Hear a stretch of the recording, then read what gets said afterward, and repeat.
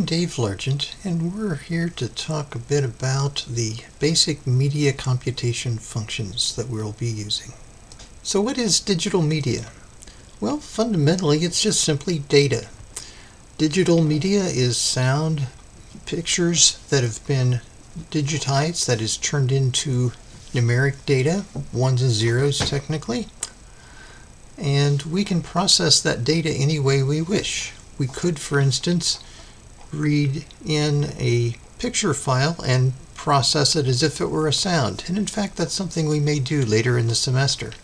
It probably doesn't make sense to do that, but because data is data, we can process it any way we wish. So we've got some basic functions that are available to us to make it easy for us to process or perform computation on this digital media. And this process is referred to as media computation. So the first function that we have, it provides an easy way for us to access a file, that is to pick an individual file that we want to process. And that command or that function name is pickAFile. We'll be looking at examples of each one of these in just a bit, but I'm going to briefly describe the various functions to begin with. pickAFile, when it is performed, will cause a dialog box to open up on our screen, and we can then maneuver to whatever directory contains the file we want and select the file. That function then, once we've made the selection, returns to us the full path and file name that points to that file. It does not actually open the file, however. Specifically for images or pictures, we have two functions that we will use. makePicture is the function that will actually open up the file and process all of the bits, all of the data inside that file. And specifically, it will assume that the data is data for a picture and process it in that context. It needs input of the file that we're going to process. So we'll find that we can use the output from pickAFile as the input to makePicture. Once all of those bits have been processed, the next step then is that we can actually take all of that processed data and display it on screen. And that's what the show command does for us. And it will require as input the output from makePicture. On the sound side, we've got two functions that perform very similar functions. We have makeSound instead of makePicture, and then we have play instead of show. Performing the same type of thing as the image functions, the makeSound is opening the file and processing all the data as if it's a sound, and then we take that processed data and we can play the sound. And the last one that we will take a look at is the def function, or it's the define function. It's how we define a list of commands that we want to all be performed together as one thing. And it's define, and then we'll provide some additional information after that. So let's take a look at an example. So let me drag into my recording window a copy of Thani that I have open already. And you'll notice that I already have typed in from JES for pi import asterisk or star.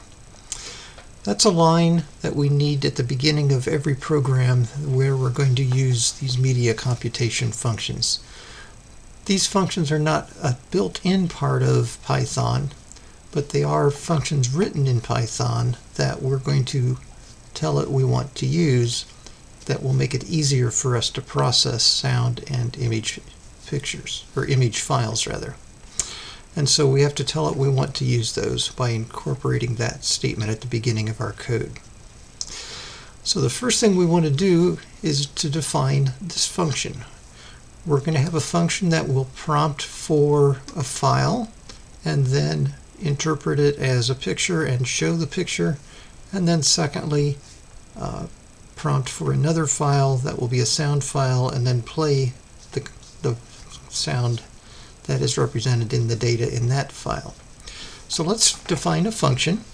We'll start off with def, and then we need to give the function name. And remember that function names or variable names are all for humans. The computer doesn't care. There are some rules we have to follow, but what the name is, the computer doesn't care. But the names are for humans, and so it generally works best to have meaningful names. So let's name this Show and Play. And then we need a pair of parentheses and a colon at the end. That's just part of the rules when we're creating a definition for a function, so we always end with the colon, and before that we have parentheses. What we'll find is sometimes if we're needing to provide data to the function, we will actually place something inside those parentheses, but this time we don't, and so we just have the empty parentheses. When I press enter, Thonny recognizes that as a definition function, or a definition statement, a def, and automatically has indented the next line, because that is in fact what needs to happen, is that all lines inside the function need to be indented. So the first thing we want to do is to have a way of selecting our picture file. And you may recall the command was pickAFile. And notice it's recognized what I've been typing. We have auto suggestions here, and so I can just arrow down and choose that. That's going to again cause that dialog box to pop up, and it's going to give us back the path and file name. So to receive that back, I need to assign this to a variable, and so let's call it file. File is just a name that I've chosen. It's not meaningful, but it's descriptive of what it is we're getting back. So let's go to the next line.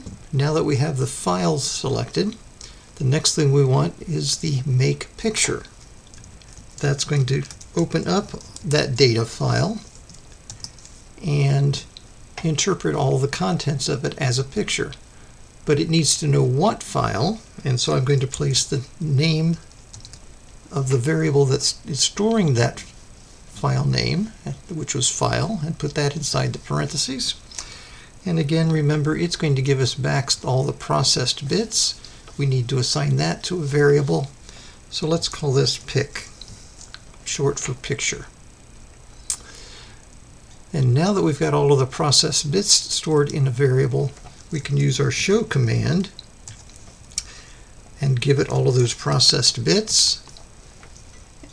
And at that point, we have a program that will prompt for a file, open that file and process the data, and then show the processed data. So we have a function that we could actually test and see if it does what we want.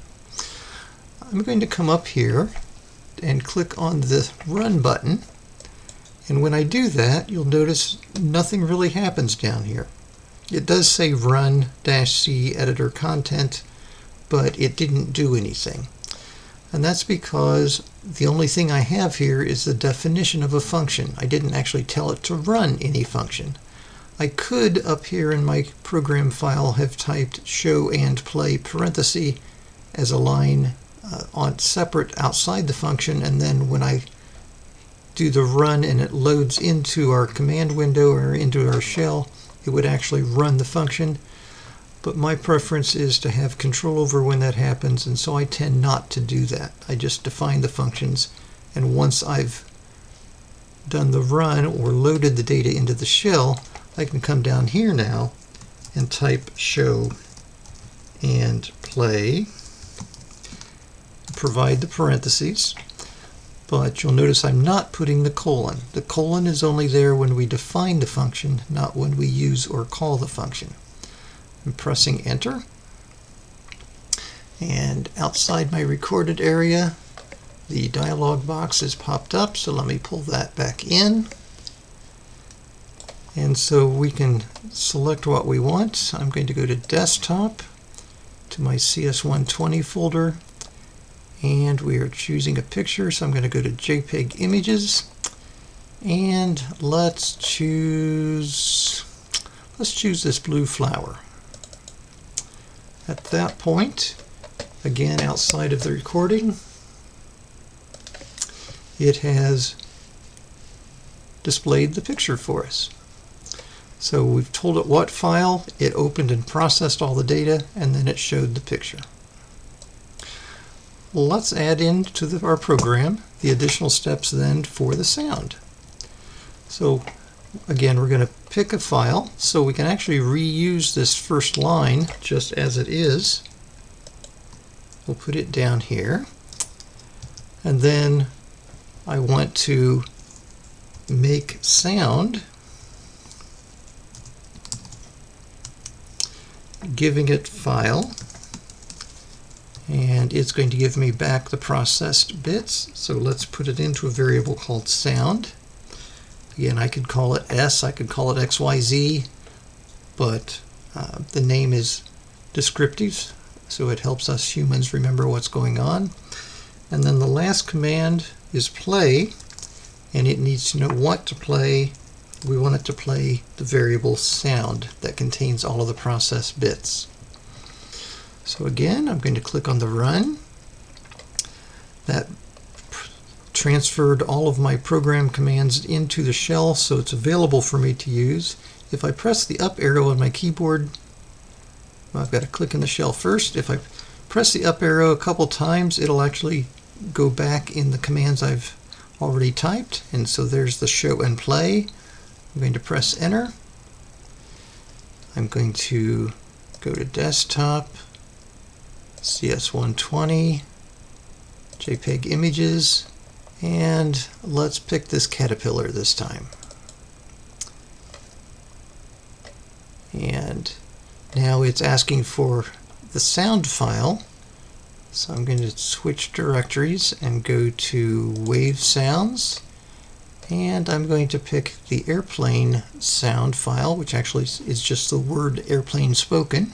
So listen for it here in just a moment. Airplane. You heard it. And let me find a picture. It opened up on my other monitor, but there is the caterpillar.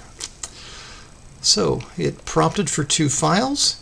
It showed the image and then played the sound.